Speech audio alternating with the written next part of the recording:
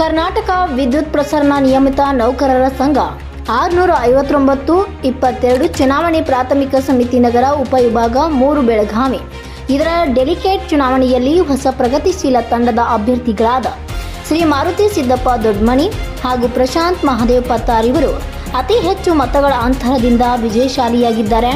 ಇವರು ಮಾತನಾಡಿ, ನಮ್ಮ ಸರಳತೆ, ನಿಸ್ವಾರ್ಥ ಮತ್ತು ಪಾರದರ್ಶಕತೆ ಆಡಳಿತಕ್ಕೆ ಮೆಚ್ಚಿ 2ನೇ ಅವಧಿಗೆ ಅತಿ ಹೆಚ್ಚು ಮತಗಳ ಅಂತರದಿಂದ ಚುನಾವಣೆಯಲ್ಲಿ ಗೆಲ್ಲಿಸಿದ ಎಲ್ಲ ನೌಕರರಿಗೆ ಕೃತಜ್ಞತೆ ಸಲ್ಲಿಸುತ್ತೇವೆ ಎಂದು ಹೇಳಿ ಸಂತಸ ವ್ಯಕ್ತಪಡಿಸಿದರು.